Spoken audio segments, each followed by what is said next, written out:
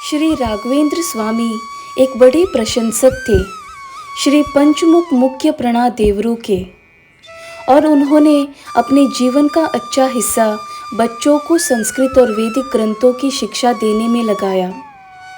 उन्होंने कभी भी अपनी सेवा के लिए पैसे नहीं लिए और उन्होंने अपनी पत्नी और बेटे के साथ गरीबी की जिंदगी बिताई।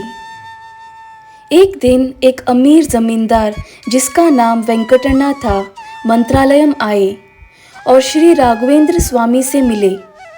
स्वामी जी के ज्ञान और भक्ति से प्रभावित होकर उन्होंने बड़ा दान देने का प्रस्ताव दिया, लेकिन श्री राघवेंद्र स्वामी ने नम्रता से मना कर दिया और कहा कि उनको सिर्फ भगवान हरि और वायु के आशीर्वाद की आवश्यकता है।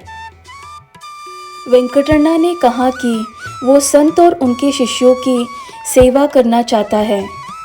इस पर श्री राघवेंद्र स्वामी ने उनसे कहा कि वो अपने मठ के सामने एक आम का पेड़ लगाए और उसको रोज़ाना पानी दे।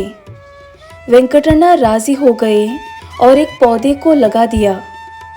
उन्होंने एक पानी की टंकी और एक माली को भी पेड़ की देखभाल करने के लिए इंतज़ाम किया। पेड़ अच्छी तरह से बढ़ा और जल्दी ही फल देने लगा। वेंकटण्णा बहुत खुश थे और अपनी सेवा पर गर्व महसूस कर रहे थे। उन्होंने तय किया कि वो पहले फल श्री राघवेंद्र स्वामी को समर्पण करेंगे, जैसे कि उनका सम्मान। उन्होंने कुछ पके आम तोड़कर मठ ले आए। श्री राघवेंद्र स्वामी ने उसका धन्यवाद किया उसके उदारता के लिए और उसे कहा कि वो फलों को शहर के गरीब और ज़रूरतमंद लोगों में बांट दे। वेंकटण्णा चौंक गए और कहा कि उन्होंने फलों को सिर्फ संत और उनके शिष्यों के लिए लाए थे। उन्होंने कहा कि उसने पेड़ को उगाने में बहुत पैसा और मेहनत लगाई थी और उसे अपनी सेवा का कुछ बदला मिलना चाहिए। श्री राघवेंद्र स्वामी मुस्कुराए और कहा कि उन्हें किसी भी बदले की आवश्यकता नहीं है, सिर्फ भगवान हरि और वायु के अलावा। उन्होंने कहा कि वेंकटण्णा ने पेड़ लगाकर एक अच्छा काम किया था, लेकिन उसने गर्व और मोह की ओर बढ़ावा दिया। उन्होंने कहा कि वेंकटण्णा को विनम्र और सांसारिक वस्तुओं से अलग रहना सीखना चाहिए। वेंकटण्णा को इन शब्दों से प्रतिक्रिया आई और उन्होंने सोचा कि श्री राघवेंद्र स्वामी अकृतज्ञ और अक्रूर थे। उन्होंने कहा कि वो फलों को किसी और को नहीं देंगे और उन्हें अपने घर ले जाएंगे। उन्होंने कहा कि वो पेड़ को पानी देना बंद कर देंगे और उसे मरने देंगे।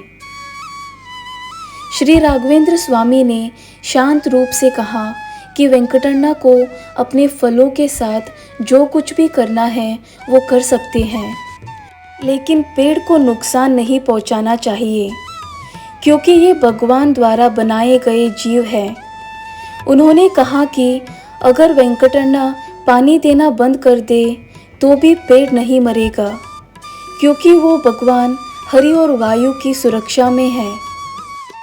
वेंकटण्णा ने इस बयान पर हंसी उड़ाई और श्री राघवेंद्र स्वामी से अपने शब्दों को साबित करने का चुनौती दिया। उन्होंने कहा कि वो 1 महीने बाद लौट कर देखेंगे कि पेड़ बिना पानी के जिंदा है या नहीं। श्री राघवेंद्र स्वामी ने चुनौती को स्वीकार किया और कहा कि वेंकटण्णा को धीरे धीरे भगवान हरि और वायु के चमत्कार दिखाई देंगे। वेंकटण्णा अपने फलों के साथ चला गया, गुस्से और घमंडी महसूस करते हुए। उसने अपने माली से कहा कि पेड़ को पानी देना बंद कर दे और अपने घर चला गया। 1 महीना बीत गया और वेंकटण्णा अपने दोस्तों के साथ मंत्रालयम लौट आया।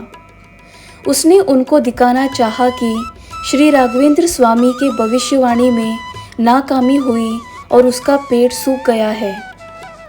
उसने मठ तक पहुंचकर देखा और वो देखकर हैरान रह गया। पेड़ न सिर्फ जिंदा था बल्कि वो अब हरा भरा और फूलों से भर गया था।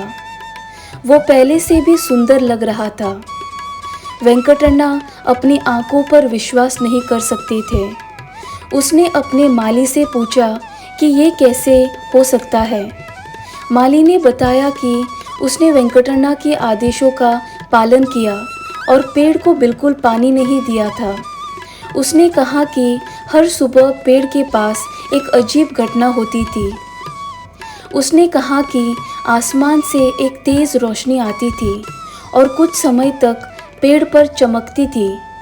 फिर मठ की ओर से एक हल्की हवा चली आती थी, जैसे कि बारिश की बूंदें गिर रही हो। माली ने बताया कि ये हर दिन बिना किसी रुकावट के होता था और उसने खुद भी इसे देखा था। वेंकटण्णा बेहोश और बिना शब्दों के थे।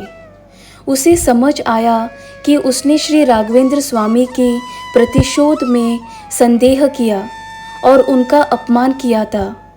उसे खुद पर शर्म आई और उसने अपनी भूल के लिए पश्चाताप किया।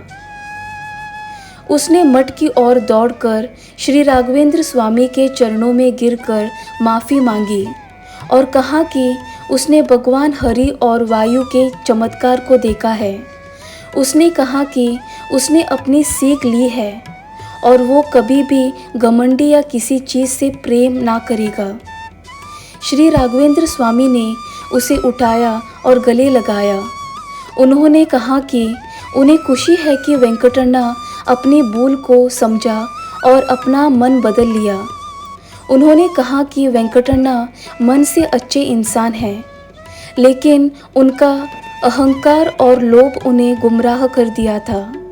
उन्होंने कहा कि वेंकटण्णा को हमेशा भगवान हरि और वायु की कृपा का स्मरण करना चाहिए और विनम्रता और भक्ति के साथ उनकी सेवा करनी चाहिए।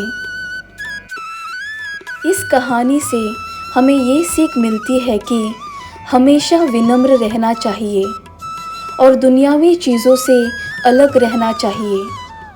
हमें अपनी सफलताओं और संपत्तियों पर घमंड या लोभ नहीं करना चाहिए। हमें याद रखना चाहिए कि जो भी हमारे पास है वो भगवान का तोहफा है और हमें इसका उपयोग दूसरों की भलाई के लिए करना चाहिए। हमें उन संत और मुनियों का भी सम्मान और आदर करना चाहिए जो हमें भक्ति और ज्ञान के मार्ग पर मार्गदर्शन करते हैं।